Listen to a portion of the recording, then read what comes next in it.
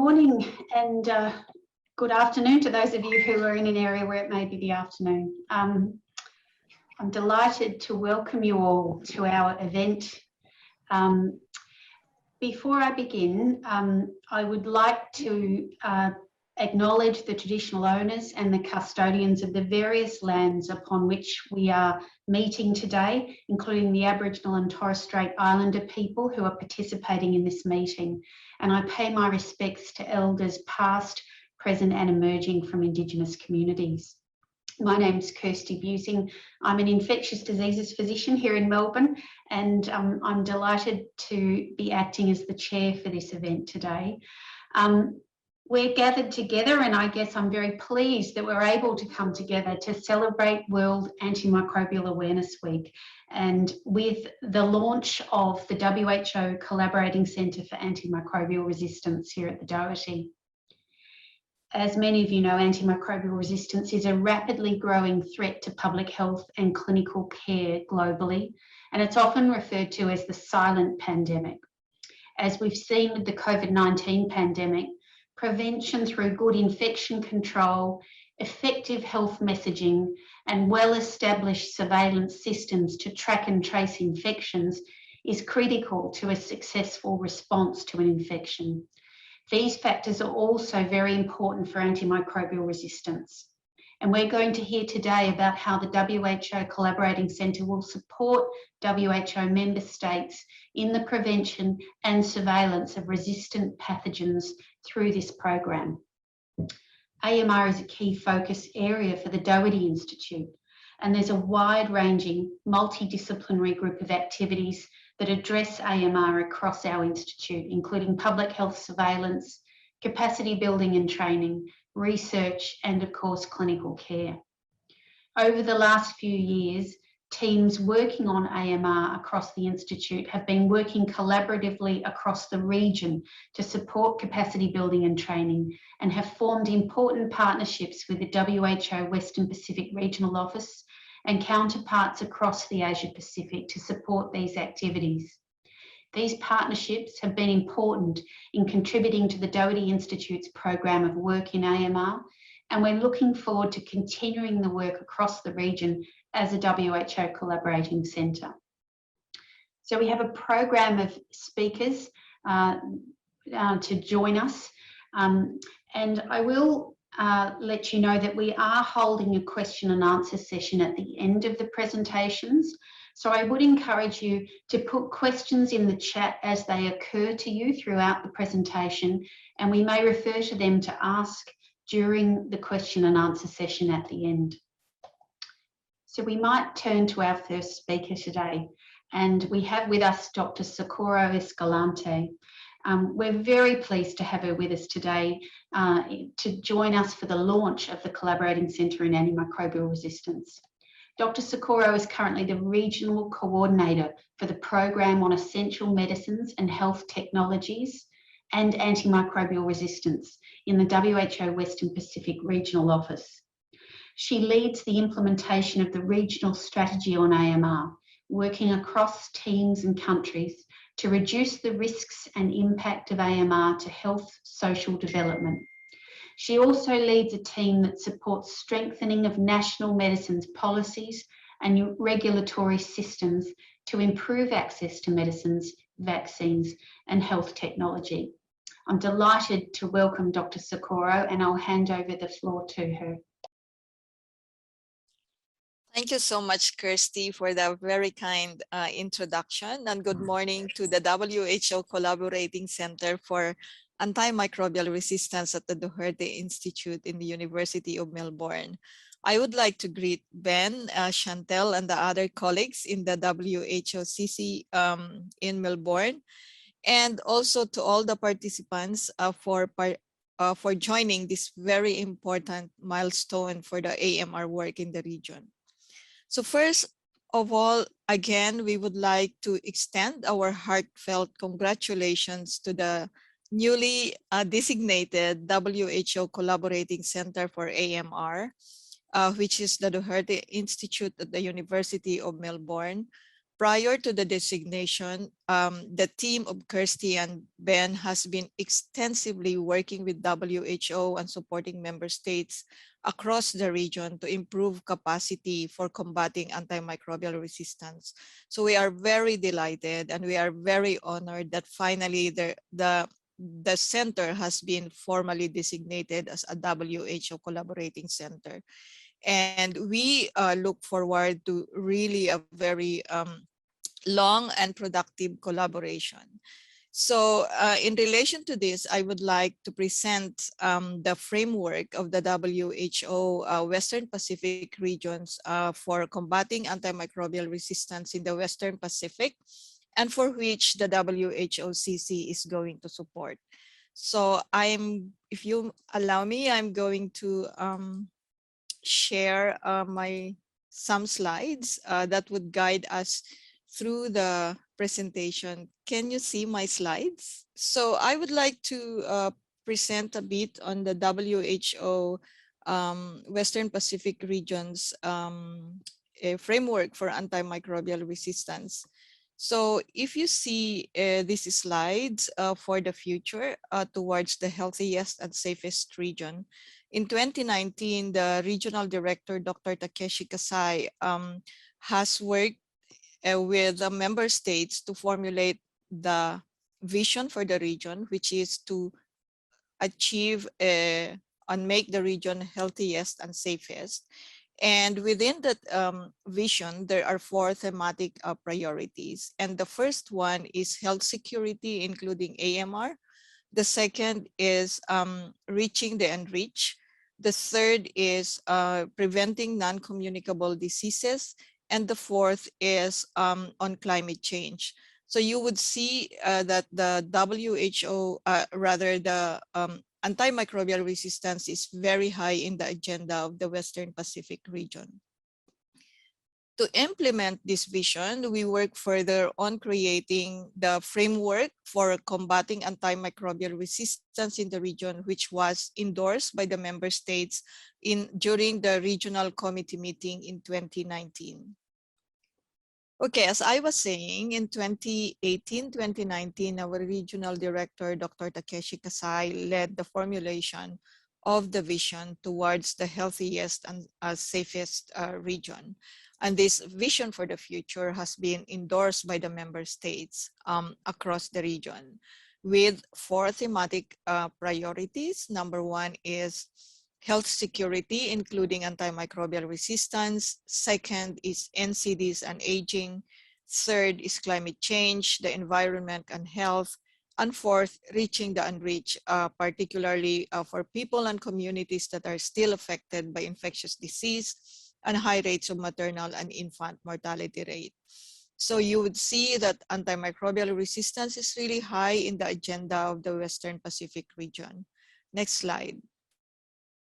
So following the vision for the future, in 2019, the Western Pacific region led and worked with the member states to come up with the framework for accelerating actions to combat antimicrobial resistance.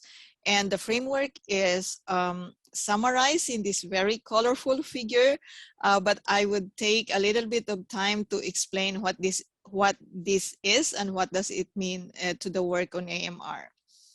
So we really brainstorm from the strategic and practical and pragmatic perspective of antimicrobial resistance to how we are going to use current evidence-based policies that are already in place to build this framework. And rather than identifying key actions and activities, we look at what would be the operational shifts that we could adapt in the region to ensure that AMR will be adapted at the level of the countries in a more sustainable manner.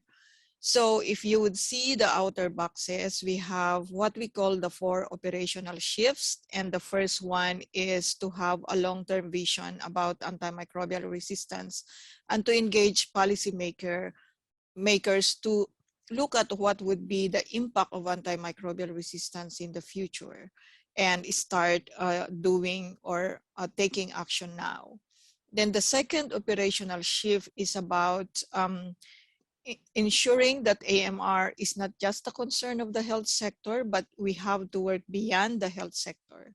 And the third operational shift is about a systems approach. And the fourth one is building solutions from the ground. With those operational shifts, we tried to characterize antimicrobial resistance, and you would see the first gray portion there that identifies the characteristic of antimicrobial resistance as one, it is going to be a continuing issue of the future. It's going to affect the future of everyone. So we need to have future-oriented actions and policies with the principle of agility, meaning that we need to move ahead of the curve of antimicrobial resistance to prevent its impact in the future. And the strategies that we would need to undertake, among others, would include ensuring commitments and political agility, and anticipating the emerging issues of antimicrobial resistance. So you would see the key actions there on the green tab that will be part of this framework in the next 5 years. The next characteristic of antimicrobial resistance is it affects all, everybody of any age and in any country. So if it affects all, the responsibility to reduce the impact of antimicrobial resistance belongs to everybody. And the attribute that we have thought would be, it has to be a movement with a shared value and a shared culture of protecting individuals, of protecting their families, communities, and countries.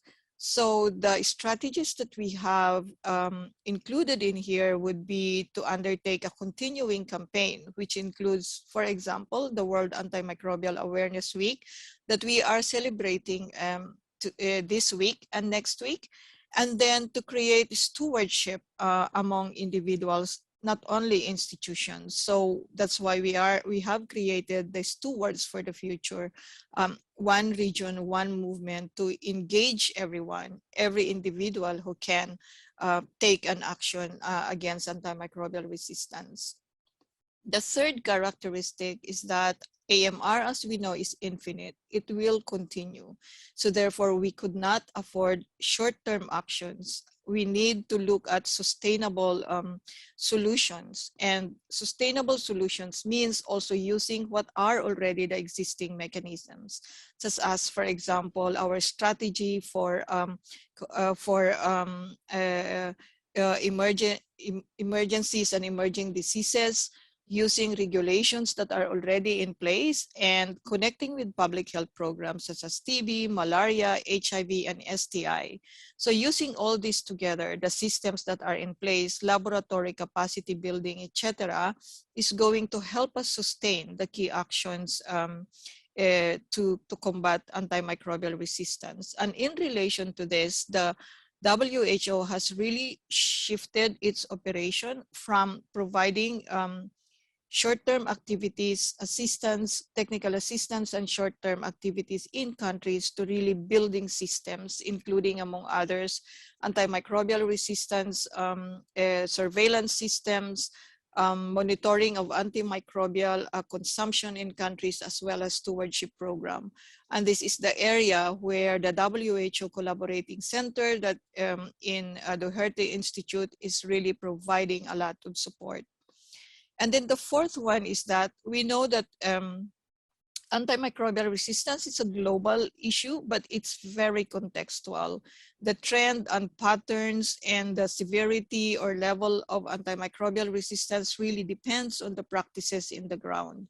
So we need to understand what would be the factors on the ground, and from there, develop interventions that are going to build local resilience in hospitals, in localities, in districts, in municipalities, cities, and in countries. And the key strategies that would help us do this is to stimulate One Health coordination in countries, build mechanisms for local intelligence, including surveillance and monitoring systems, and from there, create country impact. So this is the totality of the framework that the WHO in the Western Pacific region advances. And this is also the framework by which collaboration and cooperation and support are generated across the region, including for WHO collaborating centers like the Doherty Institute. And we will continue to generate participation across the sectors, but also across experts, institutions, and we continue to look for partners and maybe institute other WHO collaborating centers that could work with us across these different areas. Next slide, please. And as we have always been saying, when we are talking about antimicrobial resistance, it affects all. So we have launched the Stewards for the Future, one region, one movement to fight antimicrobial resistance. And again, just to contextualize what is this all about. So this is based on the principle that it takes individuals, families, institutions, and communities and countries to fight antimicrobial resistance. We need to create a shared value to each other and future generations against the impact of AMR, and create movements across communities and at national, regional, and international level. Next slide, please.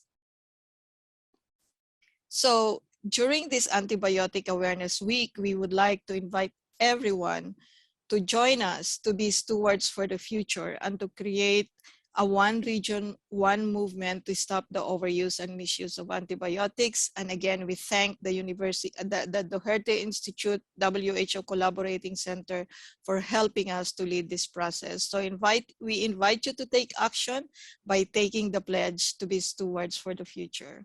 So thank you so much. Thank you very much, Dr. Sakura. So I'm very glad that we got the opportunity to see those slides, because that's been really tremendous to see that really carefully thought out framework that WHO is using in the Western Pacific, and helps to contextualise all the work that the Doherty will be able to do. I'll welcome the next speaker, who will be known to many of you, Professor Ben Howden. Now, Ben is a clinical infectious diseases physician and microbiologist who works with me at the Doherty Institute, and he's one of the theme leaders for antimicrobial resistance at the Doherty. And we're going to be hearing from Ben about the program of work of the WHO Collaborating Centre. He's going to provide an overview of the key activities that are planned, and so I'll hand it across to him now. I'm delighted to hear from you, Ben. Thanks very much, Kirsty, and hopefully you can hear me and see the slides. Thanks for the introduction, and thanks to Dr. Sakura for the introduction and the kind words and the encouragement around future collaboration. So I'll just present a few slides on the Collaborating Centre and the key activities of the centre that have been developed in partnership with the WHO. Just two slides to introduce the Doherty Institute for those that may not be aware of the key activities of the Institute. It's a relatively young institute, but cuts across the areas of discovery research, clinical services in infectious diseases and microbiology, and public health reference lab activities. There are a number of key themes and cross-cutting disciplines at the Institute. And one of the four main themes of the Institute is antimicrobial resistance and healthcare-associated infections, clearly very relevant to this activity that we're discussing. But there are a number of cross-cutting disciplines that also are highly relevant to the work of the WHO-CC, including global health, public health, and genomics. Briefly introducing Kirsty and myself, I think we've heard already about what our current roles are at the Doherty Institute. Kirsty very much working in the clinical infectious diseases and medical services space at Royal Melbourne Hospital, and I'm leading the MDU Public Health Laboratory and focused on antimicrobial resistance, diagnostics and surveillance. brief introduction to some of the key team members from the Doherty Institute and affiliated partners, and really just highlighting that there are a number of partners with key multidisciplinary expertise highly relevant to the topic of antimicrobial resistance. And this includes physicians working in infectious diseases and infection prevention and control, pharmacists and specialists in antimicrobial stewardship, experts in healthcare associated infection surveillance, as well as infection prevention and control and hand hygiene interventions, and also expertise in the area of epidemiology as it relates to antimicrobial resistance, as well as the microbiology and epidemiology that underpins surveillance activities.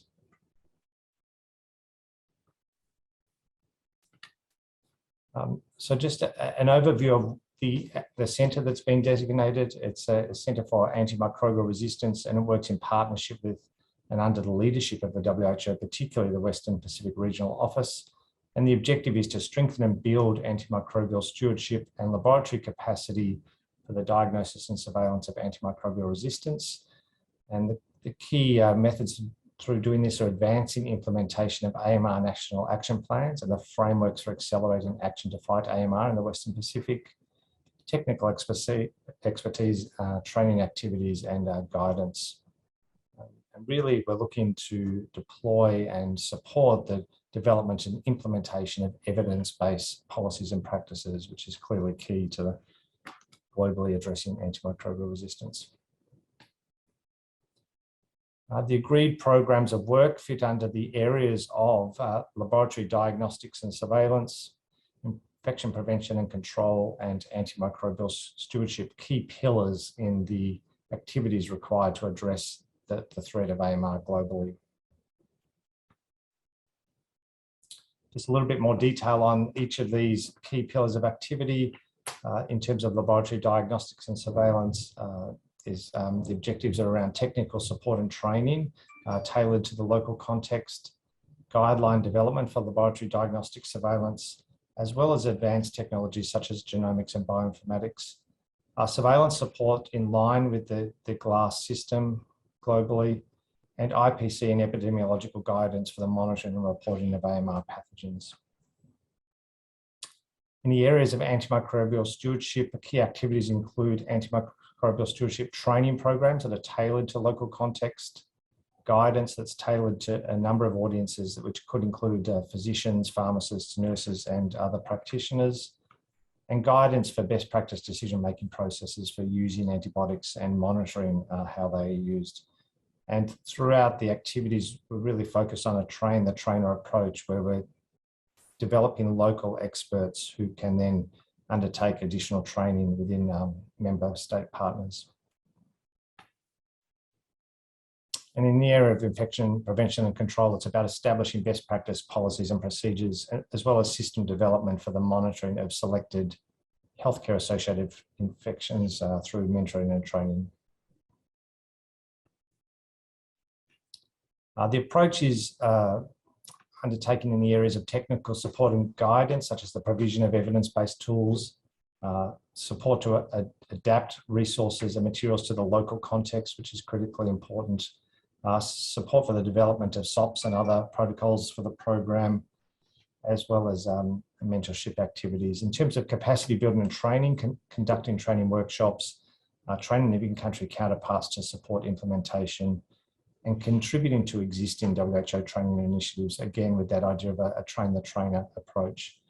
As well, and also some areas of resource development, such as AMR guidance documents, training packages, supporting the implementation of GLASS, and leveraging memberships of the WHO AMR Collaborating Centre network around the world. And finally, just reporting on a couple of current related activities that are already in place that will support this work of the newly designated CC.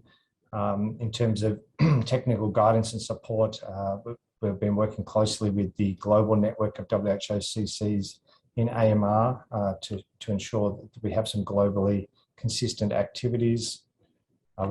We have some current activities in the capacity building and training space, particularly supported by Indo-Pacific Centre for Health Security from DFAT, which is the Combat AMR program in the Pacific, as well as Fleming Fund supported fellowship programs in the Pacific and South Asia. And we've already worked quite extensively with WHO on some guideline development in the areas of outbreak response and AMR surveillance for the Western Pacific, as well as supporting the development of the WHO Academy training modules for AMR. So that's a brief introduction to the Doherty members of the centre and the current proposed work plan and activities. And as Kirsty mentioned at the start, we really have quite substantial partnerships that have been developed within Australia and within the region that we'd really like to work with collaboratively to ensure the activities of the centre and other AMR related initiatives are successful in our region. Thank you. Thank you very much, Ben. I'm going to invite our third speaker, Dr. Gabriella Uck. Gabriella is a clinical microbiologist at the Port Moresby General Hospital in Papua New Guinea. And we at the Doherty have met Gabriella and worked with her over some time because she's been the Antimicrobial Resistance Laboratory Fleming Fund Fellow, which is a program for capacity building and training funded by the UK government. And many of the team members here at the Doherty have been mentors within that program. Gabriella is also a member of PNG's Technical Working Group for Antimicrobial Resistance, and we're really delighted that she can join us today. So I might hand across so that we can hear Gabriella's talk now. Hello everyone, my name is Gabriela. I am a general pathologist working in Port Moresby General Hospital, and I overlook the microbiology section, and I'm a Fleming Fund fellow as well. Thank you very much for giving me the opportunity to share with you all an overview of antimicrobial resistance in Papua New Guinea.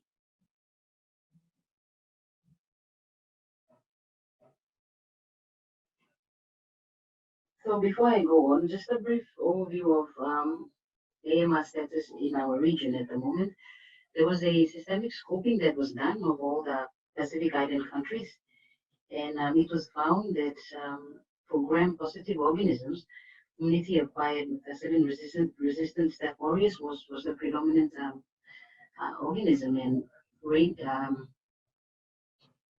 resistant ranged from 20% to 50%.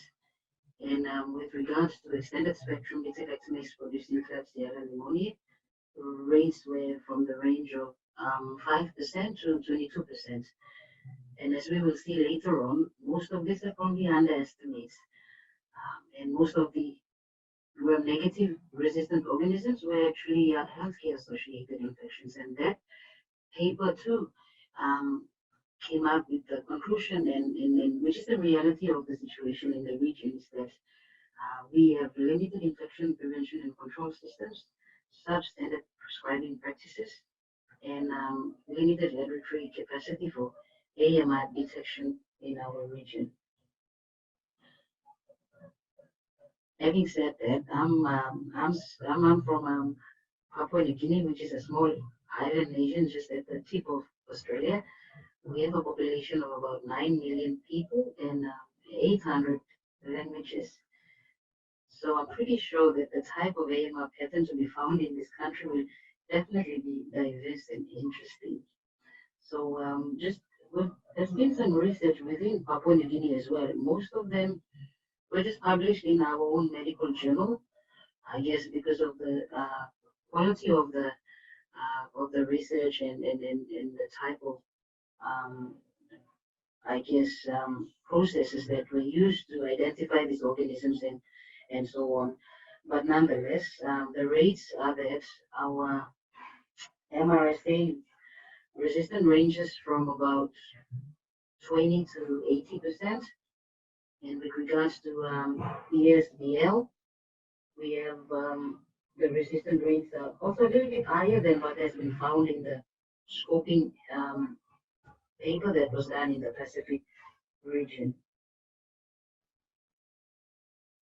So with those kind of resistant in country, our government actually drafted a national action plan on AMR. Now that was around 2019, but prior to that, in 2016, with the help of the WHO technical office within the country, they did a country situational analysis against the WHO policy package on AMR. And they found that all the activities that contribute to controlling AMR were very low within the country. So with that, the organizations and stakeholders within the country started picking up and helping us out addressing these issues. And that was when Fleming Fund came into the picture in the country in 2019 with the UK aid, the Fleming Fund grant as a few different I guess projects, the country grant and the fellowship, which I am a part of. So with the country grant, they have chosen 6 different sites within the country to actually do a few things that will help address AMR within the country. And at this point, it's not just the animal health sector, but human health sector, but the animal health sector is also benefiting from the Fleming Fund grant. So I am part of the Fleming Fellowship Grant, and in the fellowship grant, there's 8 of us, 5 from the human health sector and 3 from the animal health sector. So we've been awarded this fellowship, and we are actually in the beneficiary sites. So in that, it kind of helps with the mentoring that we receive with on-the-job training, and the beneficiary institutions also benefit from what we are doing as well. So all of us, we have our collaborative TORs, and that's 3 of them. And our mentors actually help us to improve our collaborative work. And AMI is quite new, and not just that. Addressing AMR on the One Health platform is also new for us. So it's been good, that collaborative work that we are doing together. And so our mentors visited us in February 2020, and we all met and did our work plans moving forward. And so we've since then been having regular meetings. Everyone has their own arrangements, but for me, it's been most of the time weekly, and if I have something happening, then it goes fortnightly. But those meetings have been going, and we've done a few things that I will highlight later on in the slides. And so I've been awarded the Antimicrobial Resistance Laboratory Fellowship in the human health sector. I work, like I said, at Port Moresby General Hospital, and my key objectives for the fellowship are to actually be able to, at the end of it, be able to be confident in interpreting AMR data, but more so being able to make sure that that data is of good quality. That's one, and the other thing is to be able to use advanced diagnostic methods, because we just do phenotypic identification at the moment with our ASTs. Quality control has a few gaps here and there, so being able to improve on that as well. The second key objective is to be able to develop and maintain a biorepository, so that we are then able to send those to Doherty or other labs that are able to assist us do genotyping and sequencing as well. And then also be able to understand laboratory quality management systems. And I guess that using WHO tools to assess the gaps that are available, and then how to address that, and then continue to monitor those in our labs within the country moving forward. And in my fellowship activities, I've achieved a few things, and there are a few other things I would like to achieve, and I'm happy that we're going to continue doing that. Is that I've been receiving training on how to analyze AMR data, and while doing that, I've been tutored and helped my mentors helping me along, and we've actually generated the 2019 antibiogram. We were able to get that actually as a poster out on the One Health Congress meeting this year, early this year. We're working on the 2020 antibiogram, which we should be finished by hopefully next week. And on that, I hope to actually put the 2019, 2020, and 2021 antibiogram all together, and we're able to see trends throughout those 3 years. The other thing that I'm doing at the moment is isolating all the MROs. So the thing is, we've put some aside since 2017, and then we've collected a few starting 2020 as well, 2021. So we've been preparing those ones to actually be able to pack them up and send them to Doherty so we can do some genotyping and sequencing and see if, and it's a QC kind of an activity for us as well to see that we've been actually our identification has been spot on, or we are either underestimating or overestimating. So that's another exercise that I'm excited and working on at the moment. We're also in the process of installing multi-TOF with a few other machines as well, and that's I guess I need a bit of exposure on that, so we see how the machines work, how to maintain them, how to run them, and then move on from just manual work to a bit of semi-automated microbiology activity as well. And the other thing that I'm involved in as well is going through our SOPs, revisiting them, making better versions, moving on from here, and some QC activities as well.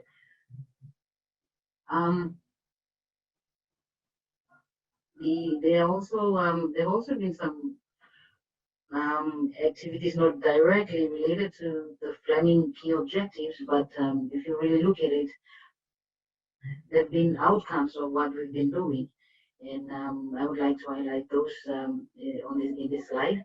Is that we've added meropenem into our formulary from the 2018 and 2019 antibiogram. So our management has seen the antibiogram and said, look, okay, we need meropenem on, so we've done that. The other activity that we've done also with the support from Combat AMR project in Port Moresby General Hospital is that we've done our in-house alcohol-based NRAP production, and we are really happy with that, and it was very timely, helping us out in the COVID pandemic as well. So we've produced our own in-house alcohol-based NRAP. And I've started weekly playgrounds with our clinicians, and that is a new activity as well. And it's part of actually getting the clinicians on board on a roundtable discussion, and I'm able to bring results from the lab. They're able to bring their patients, and then we discuss, and they're very keen on that. We put it on hold a bit because we didn't have blood culture bottles, but now that we have some in store, we're going to pick it up, and we do that every end of the week. I've also started creating WhatsApp groups where I just reduce the turnaround time. So when we have a flag coming up and an initial gram stain, I upload it to the clinicians, and so that they at least have some evidence to help them decide on the empirical treatment while waiting for results to come. And with the machines that we will install, we hope to actually make that 24 to 48 hours a little bit lesser, so that the clinicians can choose the antibiotics with good evidence way in the beginning. And yeah, we've also had a few other activities that have resulted from my Fleming activities at Port Moresby General Hospital. We revived the IPC committee. We have an AMS committee within the IPC committee, and the hygiene policy has also been drafted. And disinfectants, that's all contributing to infection prevention and control within the hospital. So this is the antibiogram poster that we've put up at the One Health Congress in 2020. And the rates from 2018 have been the same, but we've seen a little bit of increase with our ESBLs, a 5% increase. And also we are noticing some resistant to enterococcus resistant to vancomycin as well. And I'm pretty sure that we'll see some trends with the 2020 antibiogram that we are working on right now. With that, I'd like to actually thank the UK government for the funding fund that has helped us to address our national action plan, and Doherty Institute for the mentoring that has come, helping us, the fellows, because we are the sustainability plan for this planning fund, as well as the national action plan for the country. So the mentoring has been superb, and we hope to actually get a lot more done in the time that we have remaining in this fellowship, and WHO as well for playing a major role in policies, and the in-country team helping out in our national action plan as well. Combat AMR, the alcohol-based NRAB is really, really exciting and has added a lot, contributed a lot to IPC in PMGH, as well as the other provinces as well, because they are trying to do theirs as well. And the government of the day and my employer, Mosby General Hospital. And I would also like to personally thank my mentors. That's Sarah, Rod, Ben, Candice that just joined in, and Chantel for always getting things done, and just the ease of actually enjoying this fellowship. I've enjoyed it, and I look forward to finishing off some of the. Thank you so much, Gabriella, and for what that was a really comprehensive and fabulous talk. And I want to acknowledge, I think Gabriella's with us online, so thank you for making the effort to join us all the way from Port Moresby, Gabriella. And it's lovely to hear how much you're enjoying your fellowship and how much it sounds like you're getting out of it. So thank you. I'm now moving across to the fourth and final invited speaker for the afternoon, Dr. Ravi Naidu. Now Ravi is an internal medical specialist who has a special interest in infectious diseases, and he works at the Colonial War Memorial Hospital in Fiji. Now, the CWM hospital is Fiji's national hospital, and it operates under the Ministry of Health and Medical Services. In addition to Ravi's clinical roles at the hospital, he's the chair of the Infection Control Committee and the lead for antimicrobial stewardship. And he's been a key advocate and expert in the prevention and surveillance of AMR in Fiji. And we've been delighted to work with Dr. Ravi as part of the Combat AMR project here at Doherty. And we look now to hear a little bit from Dr. Ravi about AMR in Fiji. Thank you, Ravi.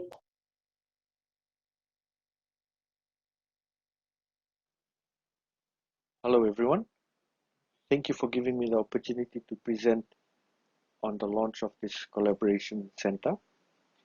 And today I'll be talking on capacity building and training to support prevention and surveillance of AMR in Fiji. This is through the Combat AMR project. Just a brief overview on the AMR situation.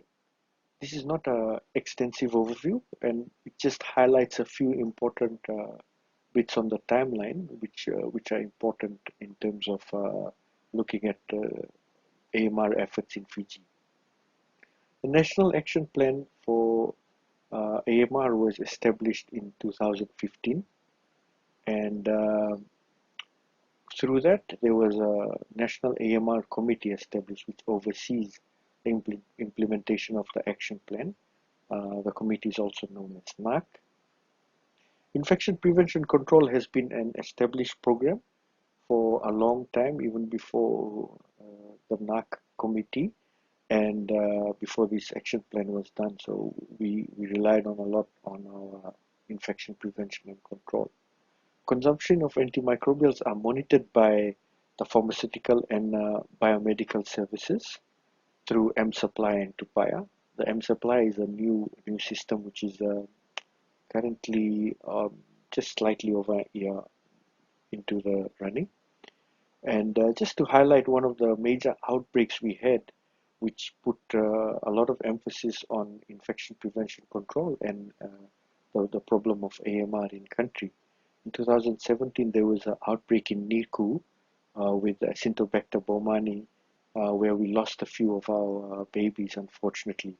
But that prompted the whole Ministry of Health in collaboration with WHO to look at our infection prevention control measures and to strengthen a few of our interventions and to really put AMR in the front row. Just an overview of CWM and AMR activities. CWM is the largest hospital in Fiji. It was opened in 1923. It is located in Fiji's capital, Suva. There's approximately 130 doctors, 500 nurses, 150 paramedical and management staff, and there's a support staff of around 300. And this is a 500-bed hospital. And collaboration with Doherty Institute at Combat AMR has been in a lot of areas, and in particular infection prevention and control manual review, healthcare associated infection surveillance and audit tools and monitoring and reporting. There's lab capacity and surveillance, including genomics, antimicrobial stewardship training and governance, and the support of AMR advocacy. This was greatly done in the launch of the World Antimicrobial Awareness Week, just done yesterday. Combat AMR is an Australian government-funded program, and it's looking at training, mentorship, and capacity building programs. And the main aim is to prevent and respond to the threat of AMR. There is a lot of partners in this program. Some partners are local from Fiji, and a majority of them are from Australia. And Doherty Institute is a major component of this partnership. The main aims of the program are to improve infection prevention and control systems, also to improve AMS within major health facilities, and improve lab capacity and surveillance. And just to add a bit of more dimension, it also is looking at One Health approach and to improve cross-sectional surveillance across human and animal health. Combat AMR implementation in Fiji, there has been a MOU established with Fiji Ministry of Health and Medical Services and Combat AMR. The partnership with Colonial War Memorial Hospital, Microbial Lab, Pharmacy and Infection Control teams. There has been a comprehensive situation and needs assessment done across national and hospital levels, identified priorities and support of the work plan development. The capacity building training activities are mostly to support and update developing policies and procedures for lab diagnosis, infection control practices and antimicrobial use auditing, capacity building and training across the project teams, training and education in antimicrobial use and AMS leadership, healthcare associated infection surveillance and data collection, mentoring and training for greater clinical liaison from the lab, engagement with animal health sector underway to strengthen antimicrobial stewardship and cross-sectoral networking using a One Health approach. Just unique to the program, during our COVID crisis, we had to slow down the progress a bit. So it was more of a comma rather than a full stop. And there was a lot of ongoing support for COVID-19 response across infection control, lab capacity, and genomic sequencing. There was a lot of support from the Doherty Institute for our CDC, national CDC. A lot of our specimens were processed thanks to the Doherty Institute, and a lot of genomic sequencing has been ongoing and done due to the partnership. Western Pacific AMS program online educational modules. This was just launched yesterday. The Western Pacific Antimicrobial Stewardship Program online educational modules, known as WPAMS, has been developed to support nurses, pharmacists, doctors, and hospital administrators working at the hospital or in the community to implement AMS programs. The aims of these modules are to inform interested personnel on how to establish an AMS program in their local setting. The approach is more of a top-down approach. Also to introduce and describe the key principles of AMS as it relates to those practicing in clinical environment, which is more of a bottom-up or grassroots approach. The pilot of the training modules in Fiji was just launched on Thursday, yesterday, with module sessions planned for November. The planned activities of combat AMR have been slowed down a bit, but like I said, there was a lot of support with the ongoing COVID crisis, and the planned activities are more to do with next year in infection prevention and control, in AMS, lab capacity and surveillance, and also in animal health. These are priority areas where that were identified through the situational analysis. This collaboration has a lot of impact. First of all, it was understanding current existing systems and identifying areas of improvement through the situational analysis. The situational analysis made us see what our strengths and weaknesses were in terms of IPC, AMS, and the lab surveillance. And also there was a greater collaboration with on the ground personnel. This is IPC officers who are working in the hospital, lab staff, and even the doctors who are on the ground, which gave more ownership and of the interventions and strategies. There was also improvement of ability to recognize and execute interventions to decrease AMR. These were in the field of improved AMS, surveillance, and IPC measures. This collaboration was tested through the COVID crisis. It was transposed, and we could see similar priorities. And in the COVID crisis, there was a lot of technical support, advice, and issues which are unique to the local setting. Hopefully, this collaboration has more fruitful outcomes in the AMR, and in time to come, there will be more interventions and actions for Fiji. That's it from my end. Thank you very much. Thank you so much, Dr. Ravi. A really wonderful reflection on the work that's been done before and what we have planned moving forward. And Dr. Ravi's with us as well, so thank you very much for making the time to join us.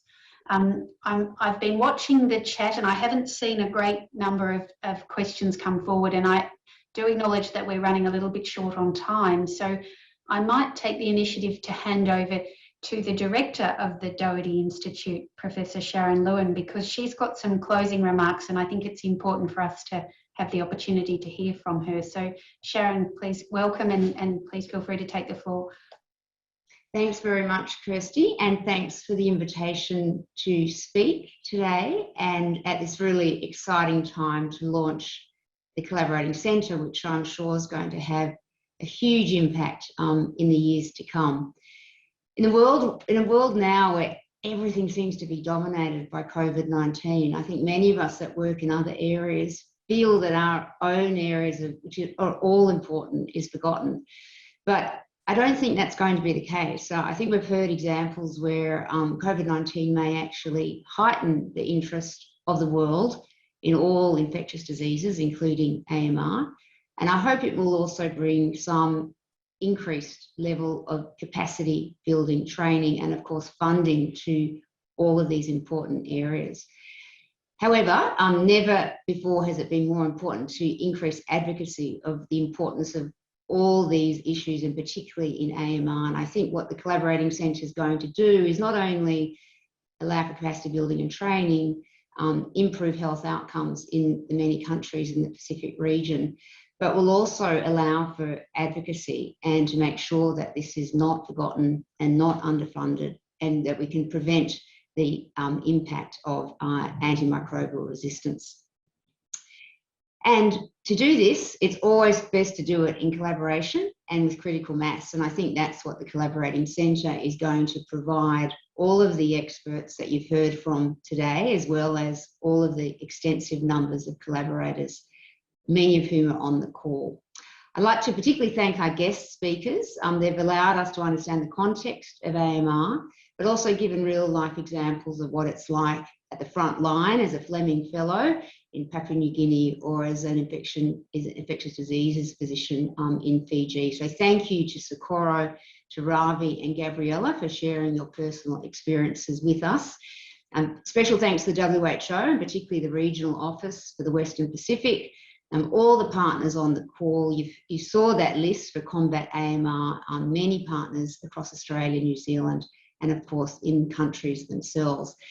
It's been great to see so many people attend. We had more than 100 people online from all across the region and all different time zones.